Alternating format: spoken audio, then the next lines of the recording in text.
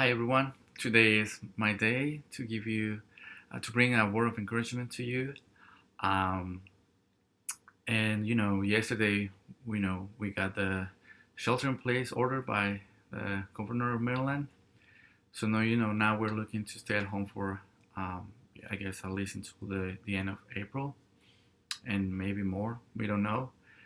But these decisions, I guess this shelter in place order I was thinking that maybe it could cause us, for a lot of people, could cause stress, maybe anxiety for not knowing when everything is going to end. Um, Maybe also can cause anxiety because we don't know how bad it's going to get, or maybe because our job also the same. We don't know what's going to happen, or just because of the fact that we're going to need to stay at home for a long time. Probably this is something that none of us have experienced before. And while I was thinking about this and about staying at home and everything, I was thinking about the Apostle Paul and about one letter in specific from the Apostle Paul. And actually, it's one of my favorite letters in the Bible, and it's the letter of Philippians. Um, but there's one thing, like I said, about this letter that I was thinking today that I want to share with you today. There's one thing in particular that I was thinking about, and it was the fact that you know Paul wrote this letter when he was in prison. When he was it's believed, everyone mostly believes that he was in prison for 2 years in Rome, and we don't know when he wrote this letter, but he was in prison. Um, so I was thinking about this, how Paul, he was this guy who, um, you know, loved to go and preach to people. We see his story and Acts and everything, how he was, from one city to another and preaching and doing all these things. He was a very active guy. But then all of a sudden, he's in prison. But while he's in prison, he writes these letters. He wrote Ephesians, Colossians, Philemon. I don't know if that's all he's saying, and of course Philippians. And something I want to share with you today comes from Philippians 4. Chapter 4 says, "Rejoice in the Lord always." I will say it again, rejoice. Now verse 6, "Do not be anxious about anything, but in every situation, by prayer and petition, with thanksgiving, present your requests to God. And the peace of God, which transcends all understanding, will guard your hearts and your minds in Christ Jesus." So I think that Paul is one of the greatest examples. Paul is a great example, that shows us that the joy that we can have, the peace that we can have, is not because of the things that are going on outside of us, all around of us, but it comes from God. And that's what he says. He says in verse 4, "Rejoice in the Lord always." It comes from Christ, comes from God. That joy comes from Him, and it says, "Rejoice in the Lord always." I would say it again, rejoice. He just think, like I said, just think about this guy. He's this guy who was so active outside, doing so many things for Christ.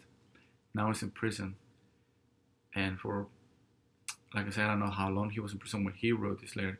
We know that he was 2 years, but he was in prison, and then he says, "Rejoice in the Lord." And throughout the letter of Philippians, you see that, you see that he's been suffering, but he is rejoicing in the Lord. He's rejoicing in Christ. And then in this rejoicement, he's like, see, whatever situation is going on, he's telling the Philippians, do not be anxious about anything. And I feel like when I'm reading this, I think about the things that we're going now, the things that we're going through right now. Maybe there's going to be a moment in our lives in this month or maybe more that we're at home.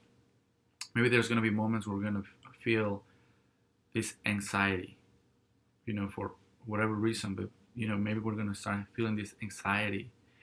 And Paul is telling us, if there is any moment that you feel this anxiety, if there's a moment that you start feeling anxious, he says, just go to God. And he says in Philippians, do not be anxious about anything, but in every situation, he says to go to God. How?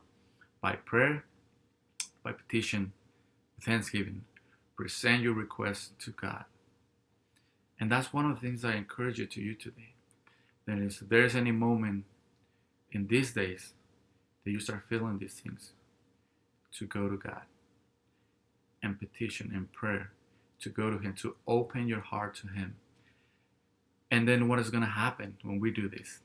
He says, then the peace of God, which transcends all understanding, will guard your hearts and your minds in Christ Jesus. And that's what it is amazing about our God.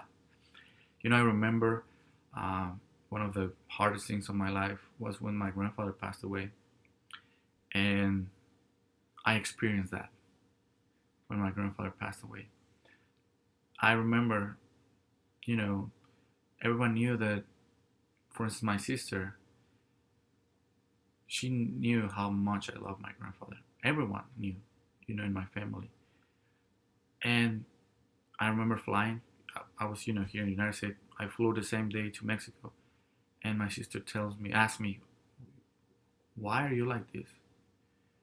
I guess she saw that in me, that peace that I had. And she was asking me, why are you like this? And that's the peace, that transcends all understanding. It's saying, Paul, that's the peace that we can get through God. That's the joy that we can have. We can, get through Him. And of course, this is going to be by going to Him, by in prayer and petition and thanksgiving. Just go to Him. Just open our hearts to Him. And that peace will guard our hearts and will guard our minds in Christ Jesus. And that's my encouragement for you today. That together, as a church, as a community, we continue also praying for one another. And we continue reaching out to one and another. Because, maybe there's people who are really struggling in these moments, and we don't know. And that's why I encourage you to do that. And also, if you are going through tough moments or anxieties or everything, just remember these words from Paul. Just go to Him. If you are anxious, just go to God. Open your heart to God.